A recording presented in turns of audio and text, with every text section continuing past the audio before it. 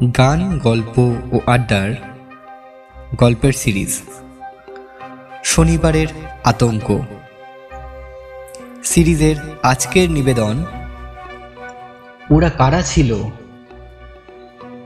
লেখক রুদ্র নারায়ণ অধিকারী, নির্দেশনায় ইন্দ্রনীল রুদ্র।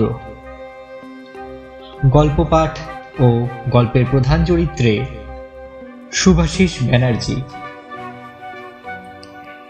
আমাদের গল্প শুনতে শনিবার বেলা 12টায় চলে আসুন আমাদের ইউটিউব চ্যানেল গান, গল্প ও আড্ডায়। আমাদের গল্প এখন শুরু হতে চলেছে। আমি থাকি মফস্বল শহরে, কলকাতা থেকে অনেকটা দূর। এখানকার লোকের রাত্রি 10টার মধ্যেই খাওয়া দাওয়া করে ঘুমিয়ে পড়ে। রাস্তাঘাট সব শুনশান হয়ে যায়। চারিদিকে তখন গভীর রাতের নীরবতা। আমাদের এই মফস্বল শহরটা একটু ফাঁকা ফাঁকা। আসলে প্রত্যেক বাড়ির সঙ্গেই একটা করে লাগোয়া বাগান আছে। দিনের বেলা সবাই ব্যস্ত থাকলেও রাত হলে ঘনিয়ে আসে নীরবতা। ছোট্ট মফস্বল শহর, তাই কোনো কিছু ঘটলে খুব তাড়াতাড়ি চারিদিকে ছড়িয়ে পড়ে। বেশ কিছুদিন ধরে একটা অদ্ভুত ঘটনার কথা সবার মুখে মুখে ঘুরছে। ঘটনাটা হলো, গভীর রাতে কখনো কখনো একটা তীক্ষ্ণ আওয়াজ শোনা যাচ্ছে।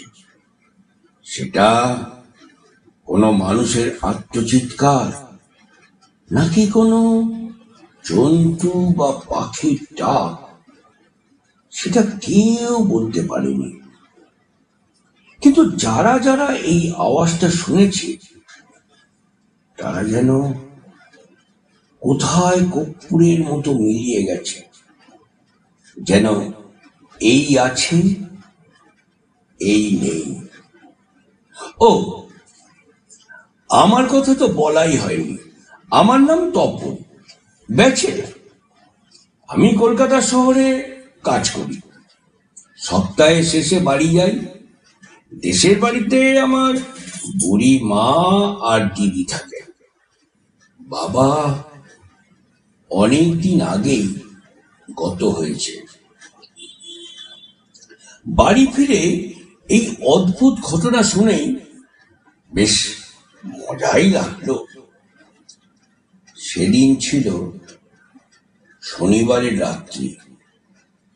খুব তাড়াতাড়ি করে খাওয়া দাওয়া সেরে শুয়ে পড়েছিলাম। মাঝরাত্রে একটা অস্বস্তি হতেই ঘুম ভেঙে গেল।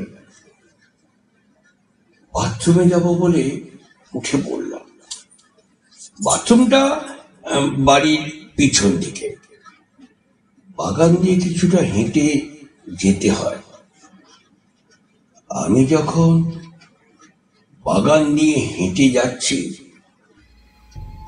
তখন একটা তীক্ষ্ণ আওয়াজ আমার কানে এলো। আওয়াজটা ঠিক এইরকম। বিশ্বাস করুন,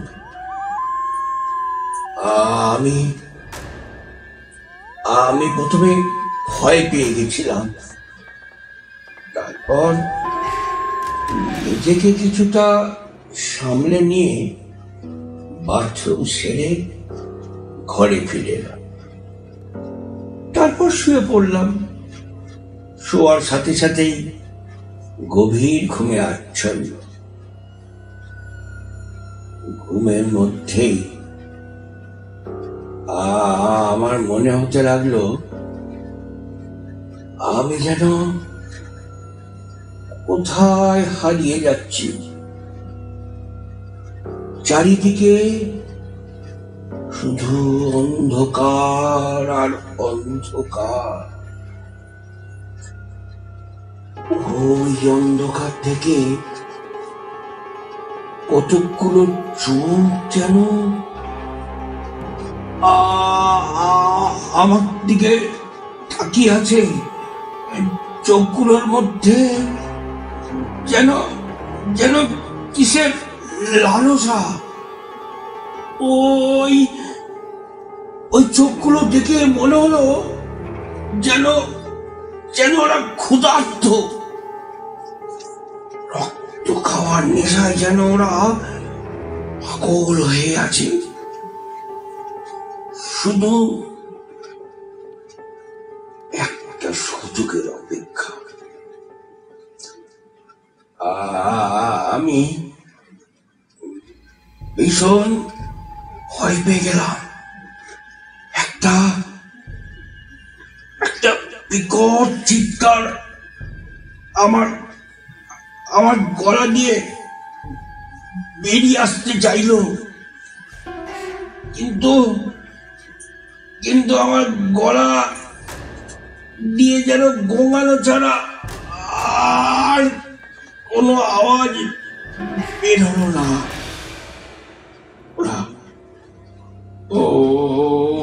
ওরা এবার আমার চোখের সামনে এলো। ওদের ওদের গায়ের রংগুলো ফ্যাকাশে, যেন শরীরে এক ফোঁটাও রক্ত নেই। ওরা আমাকে টেনে নিয়ে যেতে লাগলো। এবার আমার মুখ দিয়ে আওয়াজ বেরিয়ে এলো, আমাকে আমাকে ছেড়ে দাও, আমাকে আমাকে ছেড়ে দাও, আমাকে আমাকে মেরো না, আমাকে বাঁচতে দাও। ওদের থেকে একজন বলে উঠল,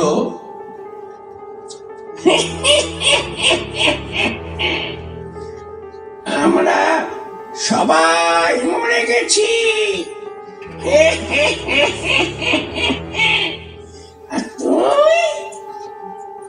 তুমিও তাই,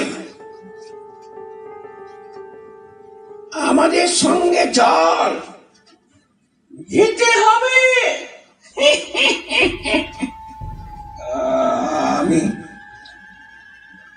আমি অনুভব করলাম আমার আমার শরীর থেকে মাংসগুলো খসে খসে পড়ছে। আমার আমার চোখ দুটো বেরিয়ে ঠেলে বেরিয়ে আসছে। আমার আমার আমার দম নিতে কষ্ট হচ্ছে। আমার নাক খসে যাচ্ছে। আমার আমার আমার জিভ শুকিয়ে যাচ্ছে।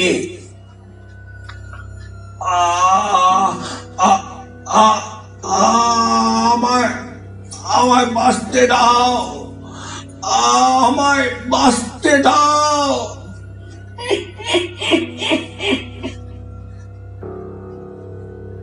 হঠাৎ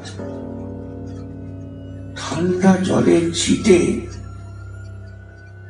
আমার মুখের উপর এসে পড়ল। আমি আস্তে আস্তে চোখ মেলে তাকালাম। দেখলাম আমার সামনে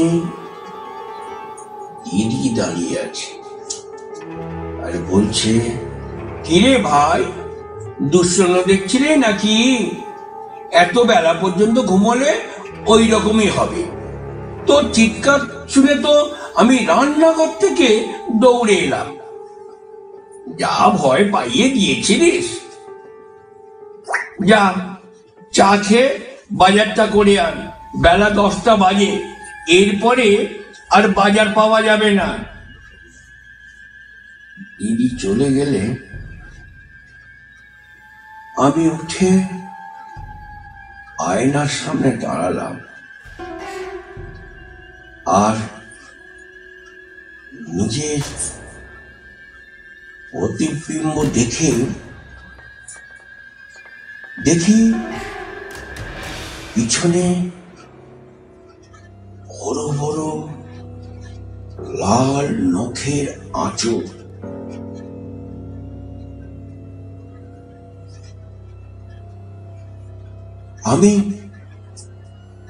আমি চিৎকার করে দিদিকে বললাম, তাড়াতাড়ি চা দে, বাজার যাব। এখনো মাঝে মাঝে সেই স্বপ্নের কথা মনে পড়লে একটাই প্রশ্ন জাগে, ওরা কারা ছিল? আমাদের গল্প যদি আপনাদের ভালো লেগে থাকে তাহলে লাইক, শেয়ার ও সাবস্ক্রাইব করতে ভুলবেন না। আমাদের গল্প শুনতে শনিবার বেলা 12টায় চলে আসুন আমাদের ইউটিউব চ্যানেল গান, গল্প ও আড্ডায়।